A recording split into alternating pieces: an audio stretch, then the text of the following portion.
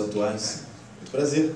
Professor Guilherme, graduado em Filosofia pelo Mosteiro de São Bento, de São Paulo, mestrando em Filosofia pela PUC de São Paulo e tem uma especialização em andamento em Educação Personalizada pela Faculdade Metropolitana de Manaus.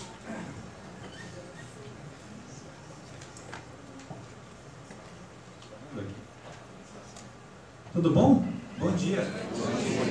Eu já saí direto do aeroporto para cá, então o negócio foi bem...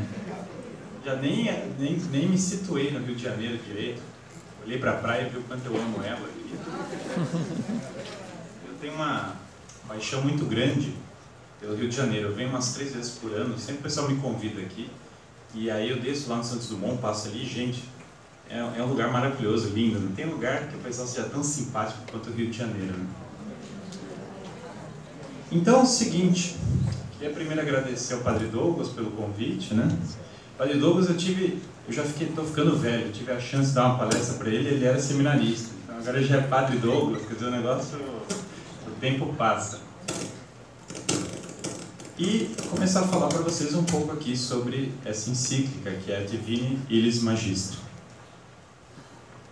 Então, perfeito. Para começar a situar sobre o mundo da encíclica, né?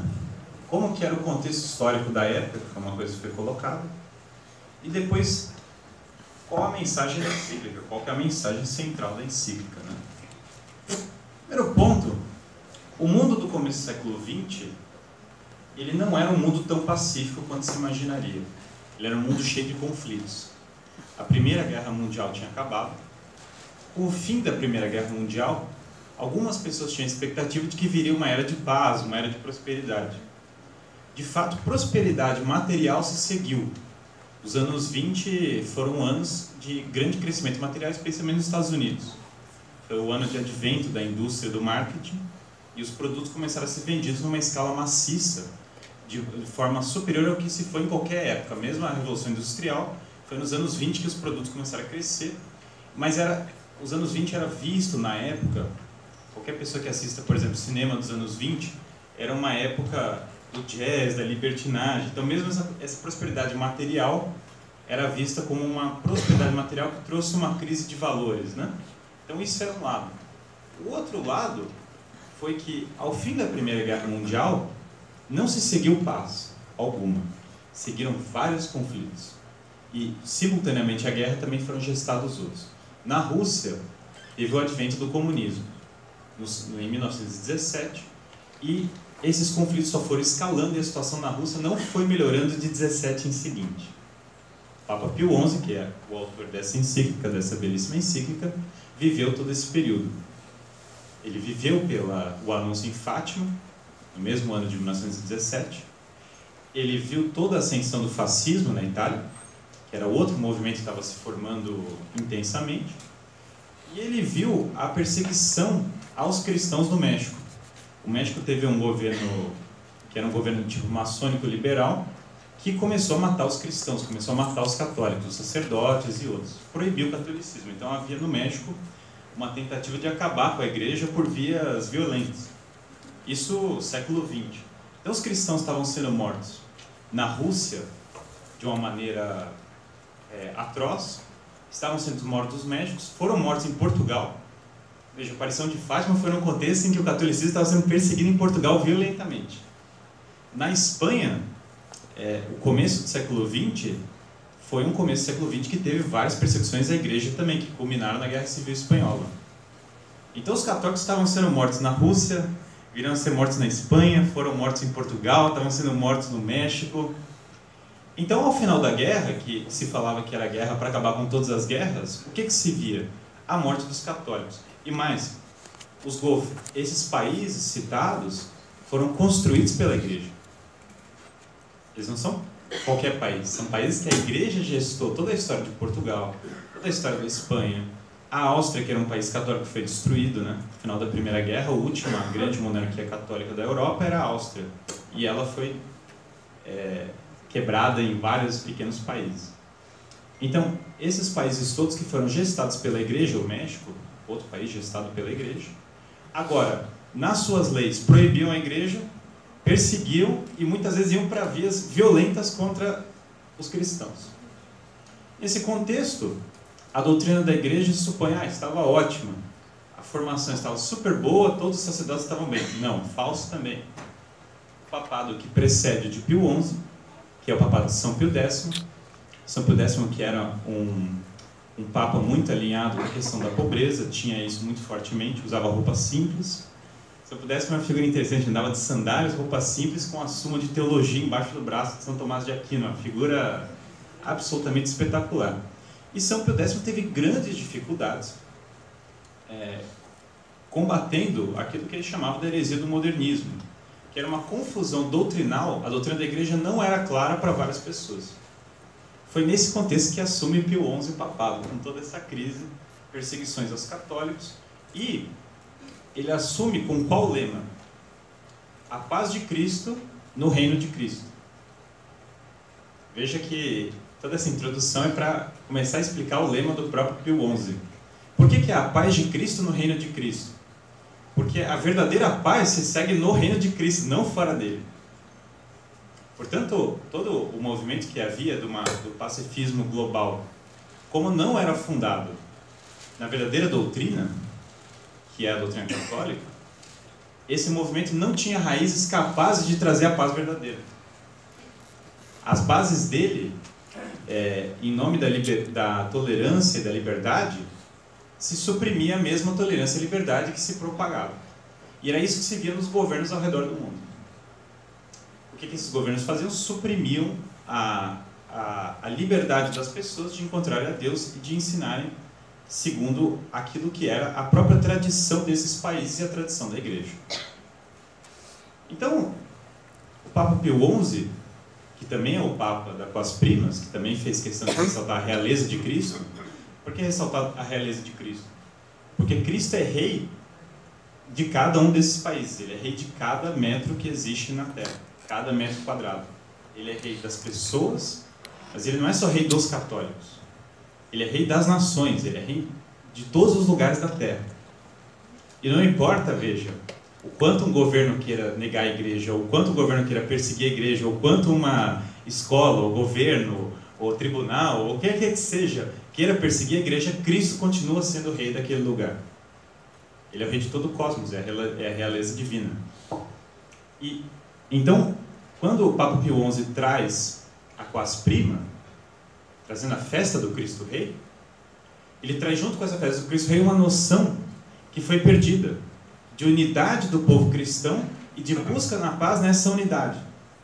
Uma unidade que é fundada na verdade. Então, essa encíclica, ela surge nesse contexto. Ela surge num contexto em que Pio XI tem na cabeça a paz de Cristo no reino de Cristo. Ele tem na cabeça que há uma crise generalizada social, da visão social do reinado de Cristo, coisa que a aparição de Fátima enfatiza, por sinal. Muitas vezes as pessoas olham a aparição de Fátima e pensam assim, bom, é uma aparição que fala de problemas. Sim, mas ela fala de muitos problemas muito concretamente, e de soluções muito concretas também. Então, Pio XI tinha essas soluções em mente. Não é qualquer tipo de problema. Inclusive, ela se dá no contexto... As pastoras que participaram da aparição, que estiveram lá, foram perseguidos pelo governo português. Os pastorzinhos foram perseguidos pelo mesmo governo português que estava lá. E é interessante porque teve a conversão de jornalistas ateus que foram cobrir a aparição de Fátima. Agora, nesse contexto de crise, e na própria Itália de Pio XI, o fascismo crescendo, e aí maldosamente, aí é uma maldade, uma deturpação que realmente só pode ser ideológica, só pode ser perseguição. Algumas pessoas querem pegar essa encíclica e falar que essa encíclica é uma forma de Pio XI de se aproximar do fascismo. Mas esse tipo de interpretação, eu não sei, provavelmente o pessoal não leu a encíclica, porque assim, na verdade a encíclica vai totalmente na contramão do que estava sendo feito no fascismo na época, então não tem nada a ver com isso. Todas essas ideologias modernas que querem suprimir Deus da educação, essa encíclica ela é frontalmente contra. Inclusive o Papa Pio XI foi o Papa que formalmente condenou o fascismo, o comunismo e o nazismo na igreja. Tem uma carta dele, Non abbiamo bisogno, que é a condenação do fascismo formal da igreja.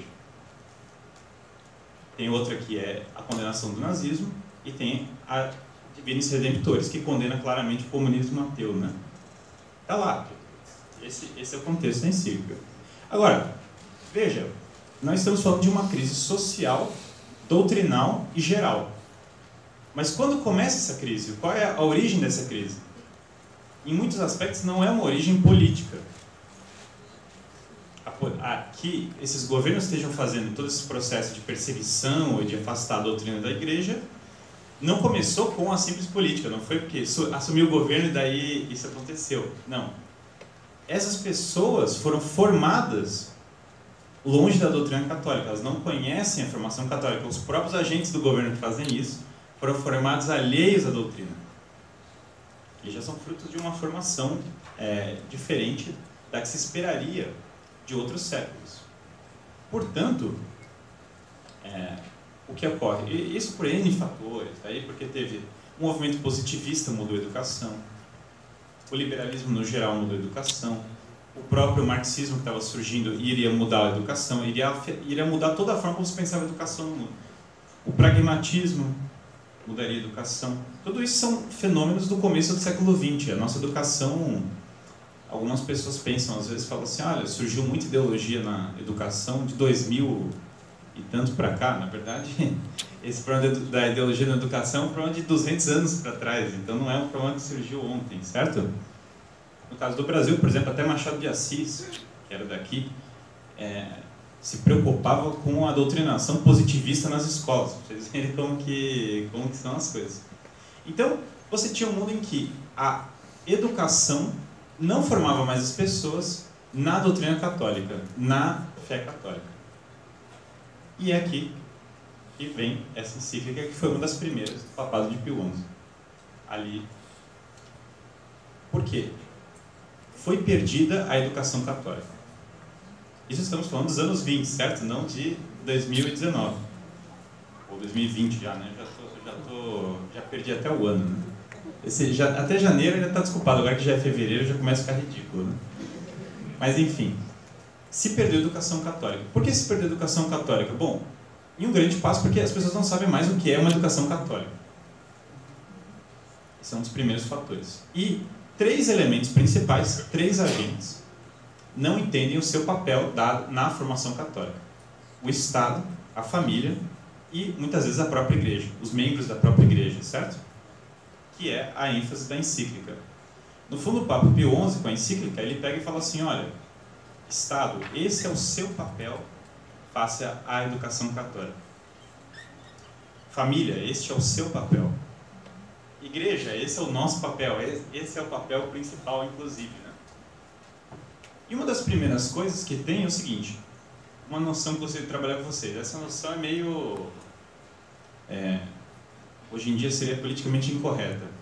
Mas é o seguinte, só existe educação católica, estrito sensu. Em que sentido? Não existe educação de outra natureza? Vejam. Olhemos aqui, pensem que o Papa está colocando aqui no fundo dele. Por isso que ele enfatiza muito a necessidade de escolas verdadeiramente católicas. Só há uma verdade. Só pode haver uma verdade. Isso é um preceito lógico, metafísico, essencial. Se eu não reconhecer a unidade da verdade, eu já tenho sérios problemas de start para qualquer tipo de conhecimento possível.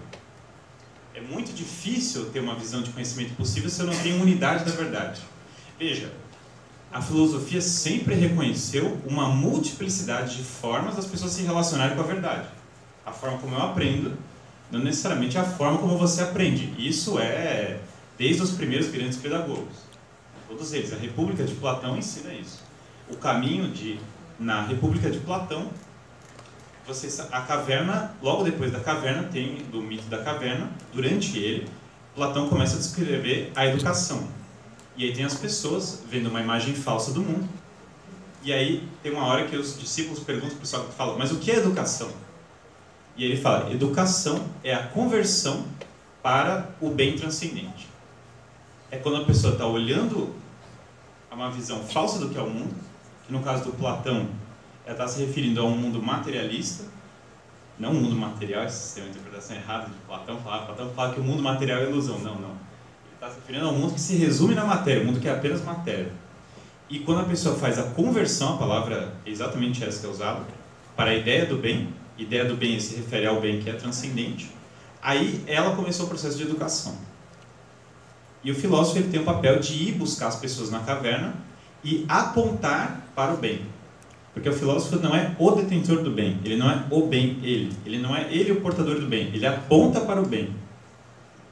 Essa visão educacional, que aponta para um bem que está acima das pessoas, certo? Portanto, o professor ele não derrama as verdades, mas ele aponta para quem derrama as verdades. Ela vai ser muito adotada por Santo Agostinho, e Santo Agostinho vai adotar porque você tem ali no Evangelho uma parte que Deus é muito claro. Deus é o professor, Deus é o mestre. Daí essa palavra, magister. Quem é magister?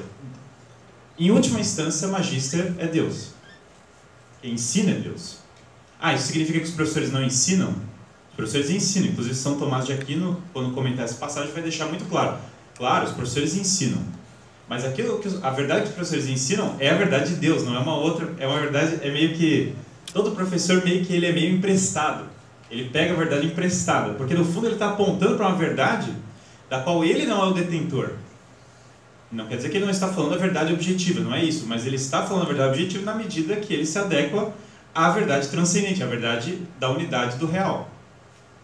Então, quando o professor pega os alunos e faz eles apontarem para o real, ele está apontando os alunos para a verdade eterna que é Deus. E aí, Agostinho comenta no De Magistro da própria doutrina da iluminação, que no fundo, a própria luz da razão, veja, não quer dizer que nós não aprendemos, nós aprendemos. Mas para aprender nós temos que ter a luz da razão. E isso nos é dado independente da nossa conquista. A nossa capacidade de aprender não foi dada por nós mesmos. E a possibilidade de ver a verdade, vejam, isso é uma coisa incrível que os filósofos antigos se atentavam. A verdade, ela não é um ente material, ela não é um neurônio ou um copo d'água ou algo desse gênero. Ela é algo transcendente, ela é algo que está presente em todas as coisas. É incrível que o meu corpo material seja capaz de apreender algo imaterial. É incrível. É incrível que eu consiga ver e ter o insight, ter aquele momento em que eu realmente olho e falo, isso aqui é verdadeiro. Agostinho vai associar isso, inclusive, à presença ontológica de Deus no momento da criação. E que nós precisamos constantemente lembrar, usar a memória, que é uma parte que muitas vezes não é enfatizada na filosofia, para nós nos lembrarmos da presença ontológica de Deus, que está presente por toda a nossa vida. E essa é uma das bases do ensino. Portanto, muito do ensino não é só questão do professor que chega e coloca verdades. É nós nos relacionarmos com aquele que nos deu a luz da razão e aquele que em última instância, é a própria verdade. Porque é diferente de Platão, que via a verdade transcendente no mundo das ideias, Agostinho via a verdade transcendente no Deus único e verdadeiro. Então é outra perspectiva. De outro modo, quando nós pensamos nas verdades mais profundas da nossa vida, qual é o fim último da vida? Que é o fim último da vida? Se nós pensarmos na comunidade política, Aristóteles vai nos ensinar. Bom, o fim imediato da comunidade política é a subsistência. Nós precisamos comer e trabalhar para comer e sobreviver. Se nós não sobrevivemos, nós não conseguimos fazer muitas coisas, certo? Então, você está andando na rua aqui, toma um tiro, pronto, acabou as buscas sociais, certo? Então, essa é uma parte que é importante, você tem que cuidar disso. Mas qual é o fim último? Não pode ser esse. Esse é o fim imediato, mas não é o fim último. O fim último envolve uma natureza racional, capaz de aprender e ir até e engrandecer nas suas conquistas, nas suas buscas.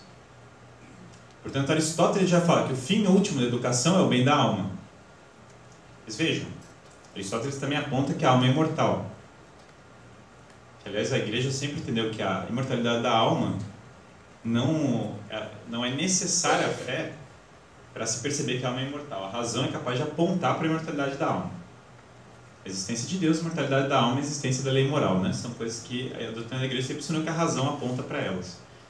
Sim, a necessidade da fé para se perceber essas coisas. Tanto que Aristóteles acreditava na lei natural, na existência de Deus e na imortalidade da alma. Sem ser cristão. Mas a visão de Aristóteles não é suficiente para nós. Por quê? Daí nós temos um problema. Pedro para diante de Cristo e Cristo fala uma das coisas mais radicais. O 6º capítulo do Evangelho de São João. O 6º capítulo é, até hoje, o capítulo, a espada que trespassa as pessoas até hoje. Porque só aqueles que seguem a Igreja Católica conseguem seguir o 6º capítulo do Evangelho de São João. Fora isso, tem que fazer o maior malabarismo interpretativo e tal, beleza. Esse é meu corpo e meu sangue. E quem não comer do meu corpo e não comer do meu corpo não terá vida eterna. Tá lá no Evangelho. E as pessoas ficam chocadas. Elas ficam chocadas porque elas levaram a sério. Hoje em dia elas não ficam chocadas quando o padre fala isso e tal, porque elas não estão levando a sério muitas vezes, que deveria chocar as pessoas. Esse é o corpo de Cristo. Bom, isso é chocante. Para qualquer pessoa que entenda minimamente a Eucaristia, é chocante. Deveria causar uma revolução na cabeça das pessoas. As pessoas ajoelhariam muito mais se tivessem a mínima noção do que é a Eucaristia. Muito mais. Sem dúvida. E aí, e teriam outra atitude de reverência, com certeza. E aí, as pessoas ficam chocadas. Falam, não. E pior, não é que as pessoas ficam chocadas. Os apóstolos ficam chocados. Os nossos bispos, sacerdotes, os apóstolos ficam chocados. Eles falam assim, não, calma, o que é isso?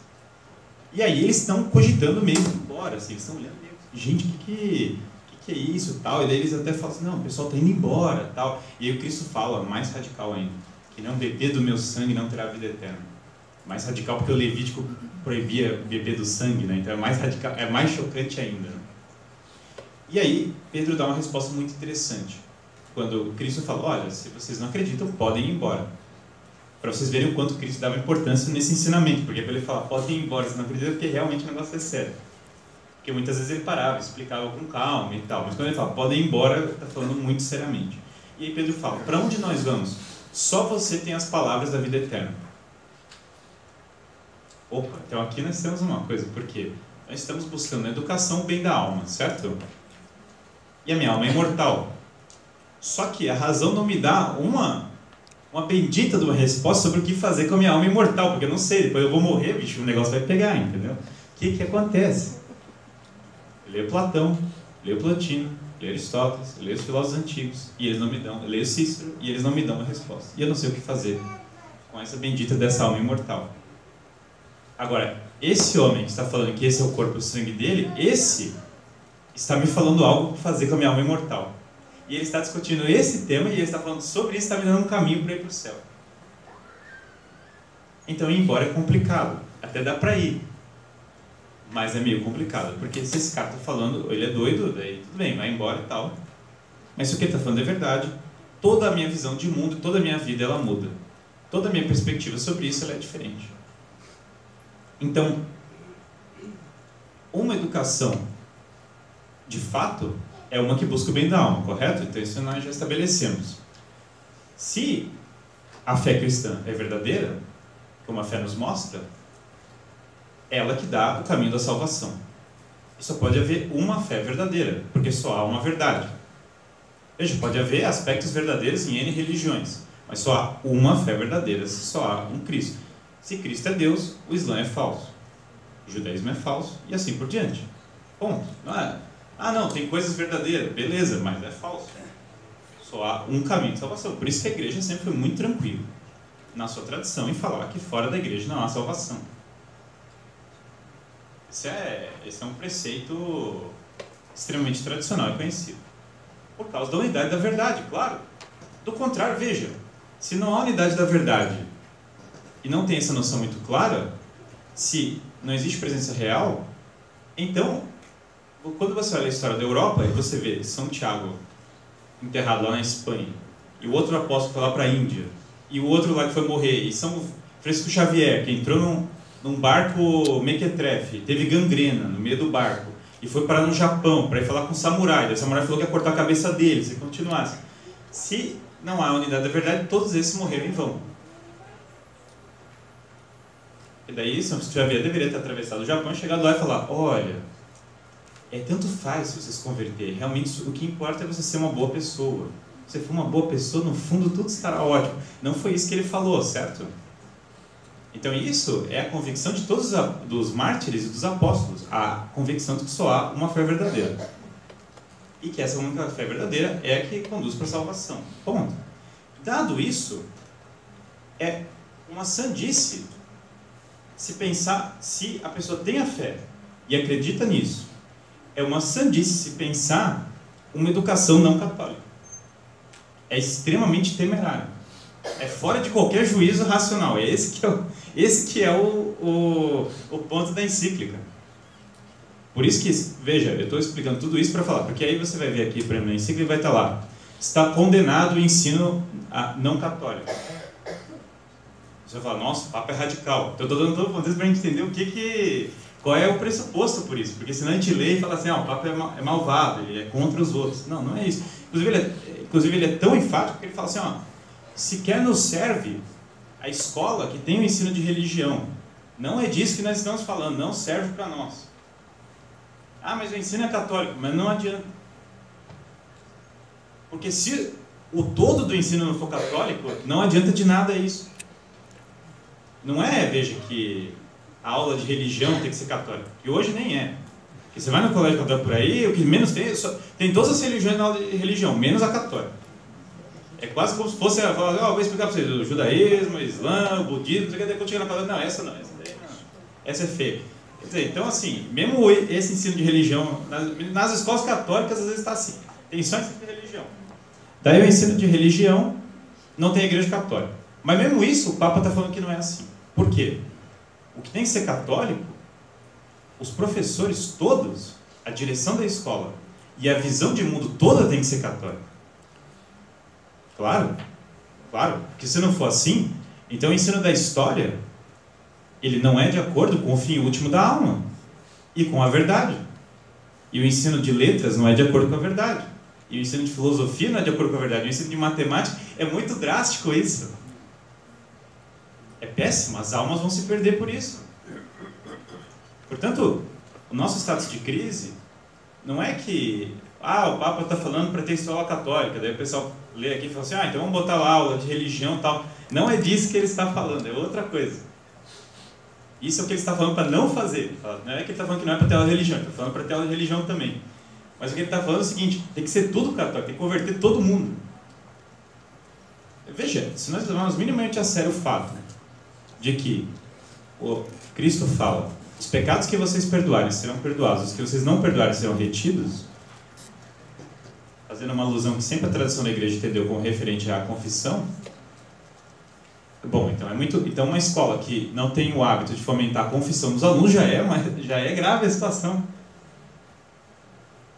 Padre Douglas lembra, quando eu falei lá na arquidiocese, eu falei, gente, olha, tem uma ideia de doutrina social da igreja para todo mundo. O pessoal, poxa, que boa ideia. Botem confessionários nas igrejas, é a melhor ideia de doutrina social da igreja. Primeiro bem social que a gente vai fazer. Claro, porque curar a alma das pessoas é o primeiro bem social que você vai fazer, e um dos primeiros atos pedagógicos. O bem psicológico que a confissão faz é imensurável. Imensurável. E muito mais do que esse bem psicológico, o bem para a alma e a salvação da alma que se busca. Então, veja, o Papa estabelece muito claramente que o ensino tem que ser todo católico. Ponto. E fora disso, não é ensino. É isso. No fundo, essa é a mensagem central. Daí, o que ele vai fazer? Dado que ele está enfatizando isso, por que ele está fazendo isso? Porque não está sendo executado. Porque as escolas católicas da época não estão fazendo isso, que dirá as seculares. Para piorar, os governos estão começando a pegar e arrancar as escolas católicas e transformar tudo em educação. Educação para o Estado fascista, educação para o Estado comunista, educação para o Estado espanhol, sei lá o quê, educação para o Estado mexicano, maçom, qualquer coisa da época que os anos 20 inventaram. Nos Estados Unidos, educação para o marketing, foi virando tinha tudo menos educação católica. Então o que ele vai explicar? O papel fundamental do Estado, faça isso, faça esse preceito essencial. O papel essencial da família, faça tudo isso, e o papel da igreja. Bom, então primeiro, o Papa, ele vai ressaltar a família como a primeira educadora, como educadora por natureza dos filhos.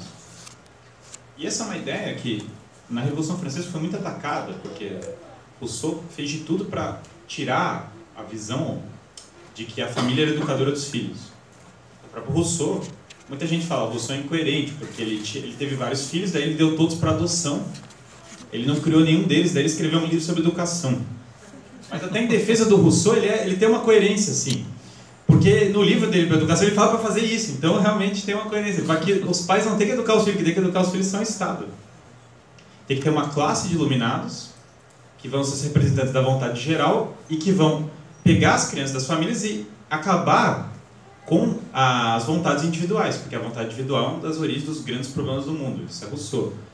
Depois que surge a propriedade privada, você tem que trabalhar para incentivar a compaixão para destruir a vontade individual e vir com a vontade geral. Então, tem uma certa coerência no Rousseau, mas de qualquer maneira, a visão das famílias como educadoras estava em xeque na época de Pio XI. Hoje, continua em xeque. Eu lembro uma vez que eu tinha uma discussão, eu estava conversando com uma pessoa e falei, olha, eu defendo a educação domiciliar. E aí a pessoa levantou assim na cadeira, ficou indignada, falou, que absurdo e tal, é o homeschooling e não sei o que, blá blá blá, e começou a falar várias coisas. Eu falei, olha, você fez educação domiciliar. Aí ele falou, não, eu nunca teria feito educação domiciliar. Eu falei, olha, eu suponho que quando você nasceu, os seus pais não pegaram o berço, despejaram você numa escola estatal para você ser formado por essa escola estatal. Eu suponho que eles começaram a te ensinar várias coisas. Eu imagino que o Estado não tenha te ensinado a usar o pinico. Possível, tem gente que defende isso. Lá no Adviramundo Novo eles já saem do laboratório, que os bebês são feitos em laboratório, daí já vão direto para a educação estatal. É possível esse mundo, não estou dizendo que isso seja impossível. Mas o fato é que praticamente, se Deus quiser, todos nós aqui nessa sala fomos parte de uma educação domiciliar. E muitas coisas nós aprendemos no nosso lar, que nas escolas nós aprendemos melhor do que nas escolas e nas faculdades, certamente. Aliás, é raro encontrar uma pessoa que não fala que aprendeu algumas coisas no lar melhor do que... Por pior que fosse o lar, porque no Brasil a gente tem muitas famílias estruturadas e o pessoal às vezes acaba tendo que ser educado pelos avós, a mãe sozinha, teve que trabalhar e cuidar dos filhos. Essa é a realidade do Brasil, certo? Nessa realidade, com todas essas dificuldades, todo mundo que eu converso fala, olha, em casa eu aprendi coisas boas. Às vezes os piores pais passam valores sólidos. Incrível, é incrível o poder da família. Então a primeira grande educadora é a família, porque ela que gera as crianças, claro. Ela é a primeira grande educadora.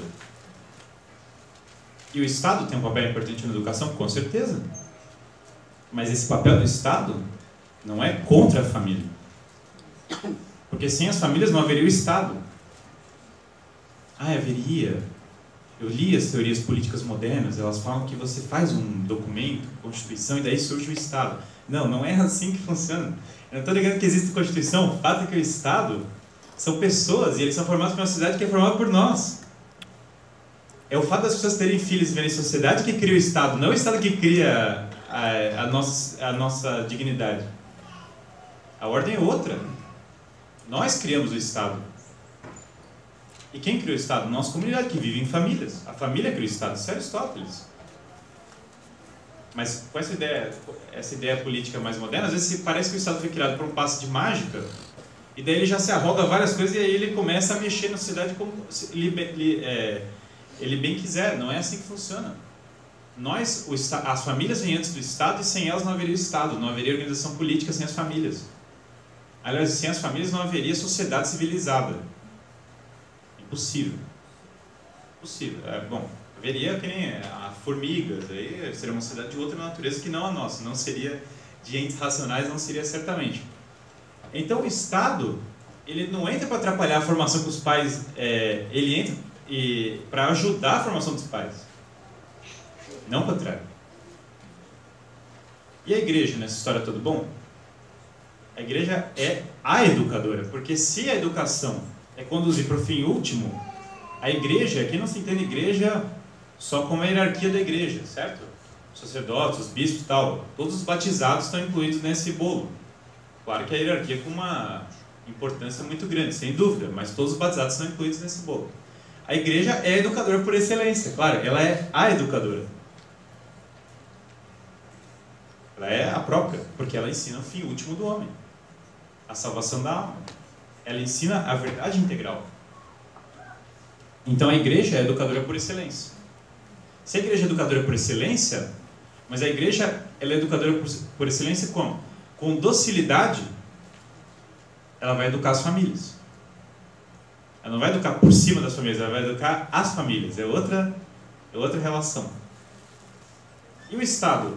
Bom, o Estado é bom que ele não só não atrapalhe, que já é um grande negócio. Se o Estado não atrapalhar as famílias e a igreja, já andamos léguas além da situação educacional que nós estamos hoje, certo? Já estamos a quilômetros de distância do que nós estamos hoje. Eu estou vendo assim, como se fosse uma maratona, metade da maratona é o Estado não atrapalhar, a outra metade é começar a ajudar, mas daí já é um sonho mais é possível, claro, com a formação adequada é bem possível. E como que ajuda?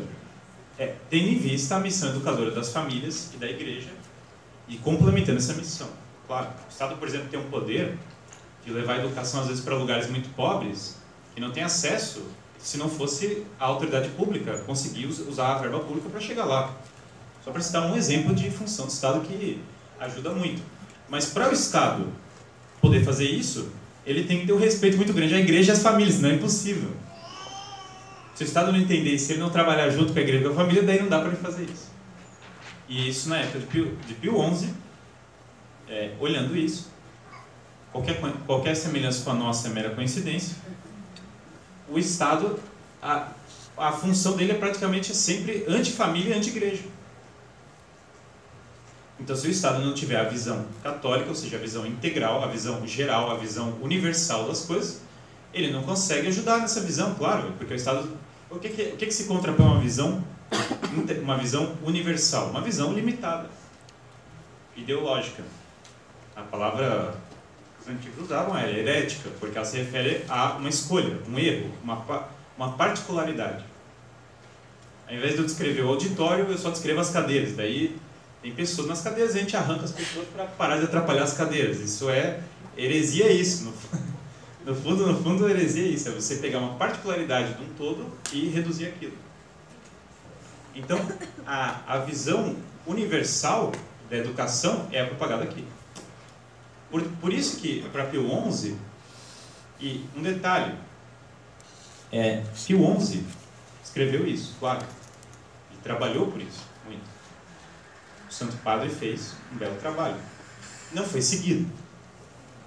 Não foi seguido em grande parte. Aliás, não está sendo seguido nesse exato momento, estamos ignorando. E é interessante porque assim, ele faz advertência sobre isso. Ele fala, gente, se vocês não seguirem, a coisa vai piorar muito. Já está ruim, vai piorar muito.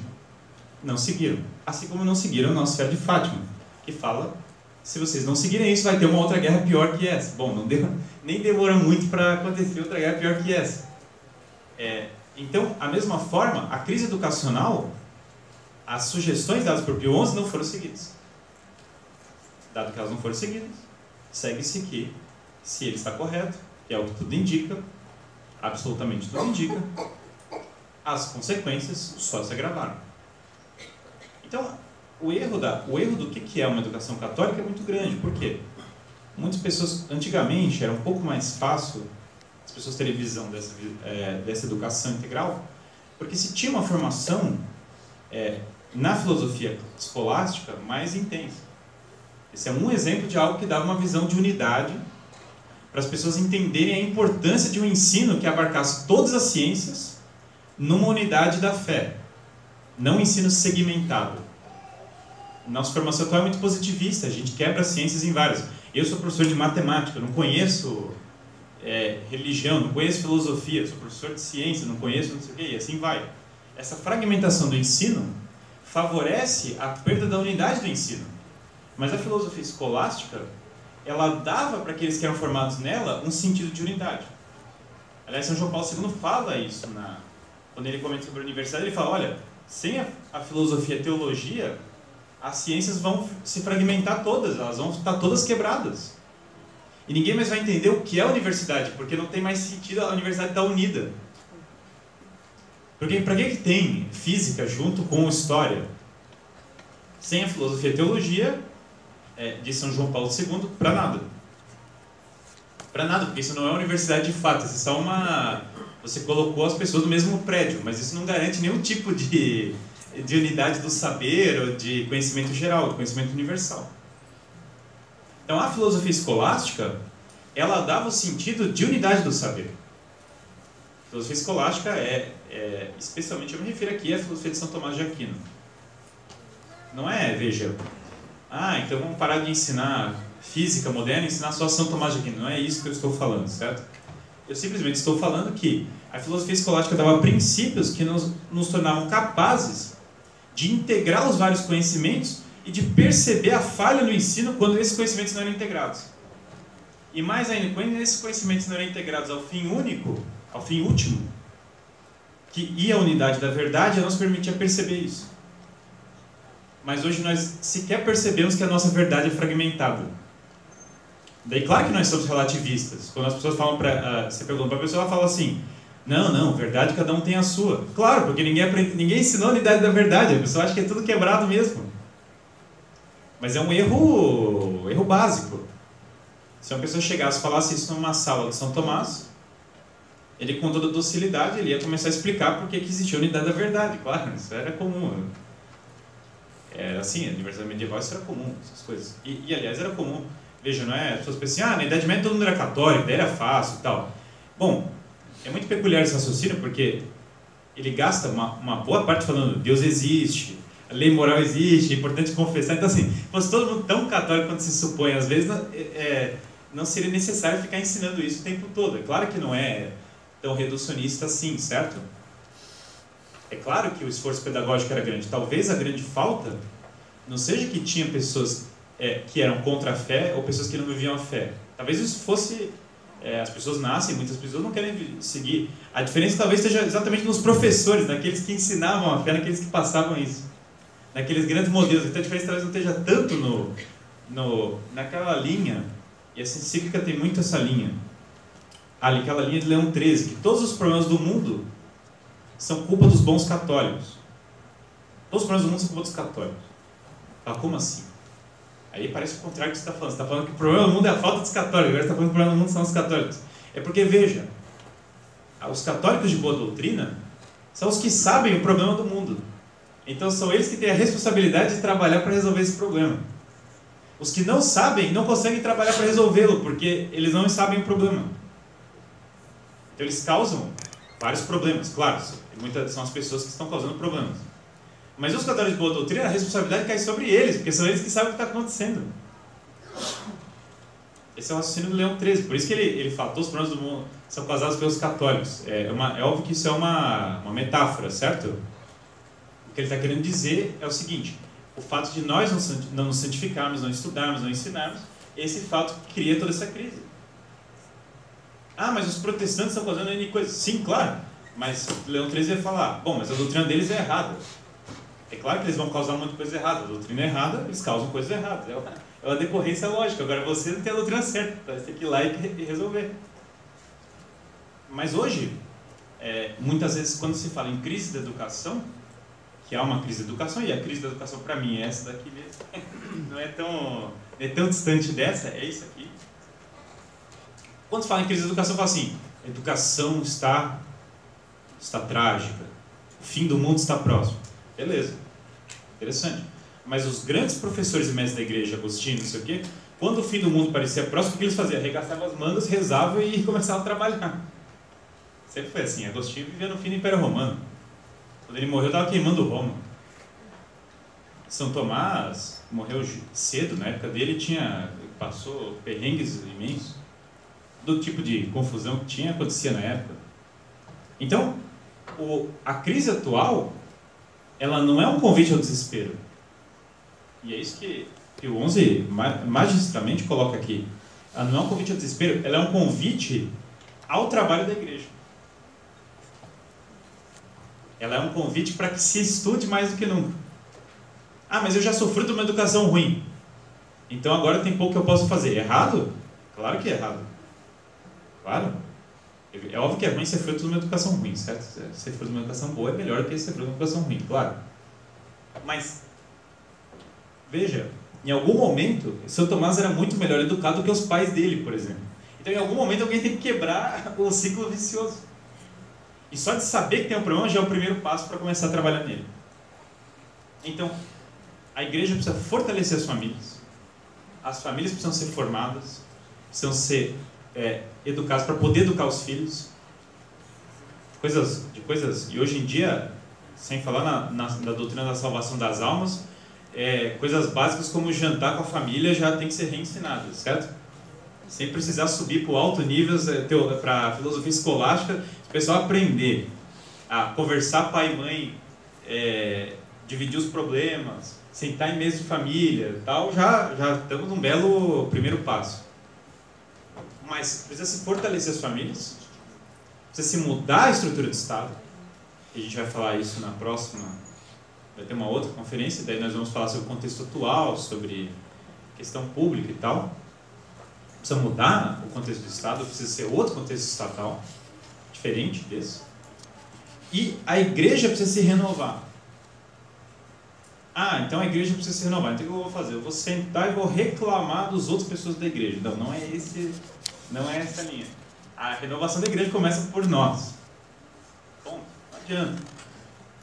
Você, não, é culpa dos sacerdotes. Os sacerdotes têm que ir lá e eles têm que se converter e começar a ajudar o povo. Bom, também precisam se converter e ajudar o povo, claro. Mas você também. Então a coisa não é tão simples.